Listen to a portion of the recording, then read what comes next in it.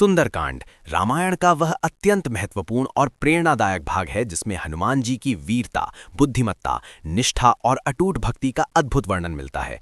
ये कथा केवल एक खोज यात्रा नहीं बल्कि आत्मविश्वास, समर्पण और धर्म की विजय की एक दिव्य कहानी है। समुद्र तट पर चिंता और समाधान।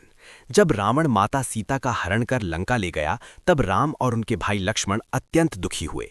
सीता माता की खोज में उन्होंने वानर सेना की सहायता ली जिसमें सुग्रीव, जामवंत और हनुमान जैसे बलशाली योद्धा शामिल थे। कई दिनों की खोज के बाद वानर सेना समुद्र के किनारे पहुंची। सामने विशाल समुद्र था और उसके पार लंका। सभी वानर असमंजस में थे कि इस अथाह समुद्र को कौन पार करेगा। तभी वृद्ध और बुद्धिमान जामवंत ने हनुमान जी को उनकी शक्ति का स्मरण कराया। उन्होंने बताया कि हनुमान जी में अद्भुत बल और क्षमता है लेकिन वे स्वयं इसे भूल चुके हैं। ये सुनते ही हनुमान जी के भीतर आत्मविश्वास जाग उठा। उन्होंने अपने वास्तविक स्वरूप को पहचाना और विशाल रूप धारण कर लिया। हनुमान जी का महासागर पार करना। हनुमान जी ने पर्वत के शिखर पर चढ़कर भगवान राम का स्मरण किया और एक ही छलांग में समुद्र पार करने का संकल्प लिया। उनकी छलांग इतनी शक्तिशाली थी कि पर्वत कांप उठा और समुद्र में लहरें उछलने लगीं। उनकी ये यात्रा केवल शारीरिक नहीं बल्कि आध्यात्मिक भी थी। ये आत्मविश्वास और विश्वास की उड़ान थी। मार्ग में आने वाली बाधाएं। समुद्र पार करते समय हनुमान जी के सामने कई कठिनाइयां आईं जो उनके धैर्य और बुद्धिमत्ता की परीक्षा थीं। एक, सुरसा की परीक्षा। देवताओं ने हनुमान जी की परीक्षा लेने के लिए सुरसा नामक नाग माता को भेजा।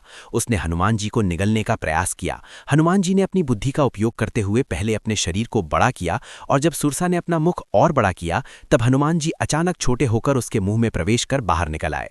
इस प्रकार उन्होंने बिना युद्ध किए अपनी बुद्धिमत्ता से समस्या का समाधान किया। 2, सिंहिका का अंत। आगे चलकर सिंहिका नामक राक्षसी ने उनकी छाया पकड़ ली जिससे हनुमान जी की गति रुक गई। इस बार हनुमान जी ने बल का प्रयोग किया और सिंहिका का वध कर दिया।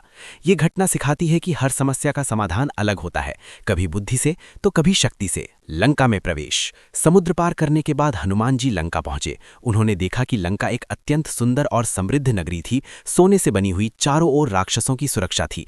रात के समय उन्होंने छोटे रूप में लंका में प्रवेश किया ताकि कोई उन्हें पहचान ना सके। प्रवेश द्वार पर लंकिनी नामक राक्षसी पहरा दे रही थी। हनुमान जी ने उसे परास्त कर दिया और उसने उन्हें आशीर्वाद दिया कि अब रावण का अंत निकट है। अशोक वाटिका में सीता माता। हनुमान जी ने पूरे लंका में सीता माता को खोजा लेकिन वे कहीं नहीं मिली। अंत में उन्हें अशोक वाटिका में सीता माता दिखाई दी। सीता माता वृक्ष के नीचे बैठी थीं, अत्यंत दुखी और चिंतित। रावण बार बार उन्हें डराता और विवाह के लिए दबाव डालता लेकिन सीता माता अपने पति राम के प्रति अडिग थीं। हनुमान जी वृक्ष पर छिपकर ये सब देख रहे थे। जब रावण वहां से चला गया तब हनुमान जी धीरे धीरे नीचे आए। हनुमान और सीता का संवाद। हनुमान जी ने पहले राम जी की महिमा का वर्णन किया ताकि सीता माता को विश्वास हो जाए कि वे राम के दूत हैं। फिर उन्होंने राम जी की अंगूठी सीता माता को दी। अंगूठी देखकर सीता माता की आंखों में आंसू आ गए। ये आशा और विश्वास के आंसू थे। हनुमान जी ने उन्हें आश्वासन दिया कि भगवान राम जल्द ही उन्हें मुक्त कराने आएंगे। सीता माता ने भी अपने चूड़ामणि को हनुमान जी को दिया और कहा, इसे राम जी को देना और कहना कि वे शीघ्र आएं। लंका में हनुमान का पराक्रम। सीता माता से मिलने के बाद हनुमान जी ने सोचा कि क्यों ना लंका की शक्ति का परीक्षण किया जाए। उन्होंने अशोक वाटिका को नष्ट करना शुरू कर दिया। रावण के सैनिक उन्हें पकड़ने आए लेकिन हनुमान जी ने सभी को परास्त कर दिया। अंत में रावण का पुत्र मेघनाथ यानी इंद्रजीत आया और उसने ब्रह्मास्त्र का प्रयोग किया। हनुमान जी ने जानबूझकर स्वयं को पकड़ने दिया ताकि वे रावण के दरबार में जा सकें। रावण के दरबार में हनुमान जी को रावण के सामने प्रस्तुत किया गया। रावण ने उनसे उनका परिचय पूछा। हनुमान जी ने निर्भय होकर कहा, मैं भगवान राम का दूत हूं और तुम्हें चेतावनी देने आया हूं। सीता माता को वापस कर दो वरना तुम्हारा विनाश निश्चित है। रावण क्रोधित हो गया और हनुमान जी को मारने का आदेश दिया लेकिन विभीषण ने समझाया कि दूत को मारना अधर्म है। तब रावण ने हनुमान जी की पूंछ में आग लगाने का आदेश दिया। लंका दहन। जब हनुमान जी की पूंछ में आग लगाई गई तब उन्होंने अपना विशाल रूप धारण किया और पूरी लंका में कूद कूद कर आग लगा दी। सोने की लंका जलने लगी। चारों ओर हाहाकार मच गया। ये केवल एक विनाश नहीं बल्कि अधर्म के अंत का संकेत था। वापसी और संदेश। लंका जलाने के बाद हनुमान जी समुद्र पार कर वापस लौटे। उन्होंने राम जी को सीता माता का संदेश और चूड़ामणि सौंपा। सीता माता के जीवित होने का समाचार सुनकर राम जी अत्यंत प्रसन्न हुए। अब तैयारी शुरू हुई। ये धर्म और अधर्म के बीच अंतिम संघर्ष की शुरुआत थी। सुंदरकांड का आध्यात्मिक महत्व। सुंदरकांड केवल एक कथा नहीं बल्कि जीवन का मार्गदर्शन है। आत्मविश्वास। हनुमान जी ने अपनी शक्ति को पहचाना और असंभव कार्य को संभव दिखाया।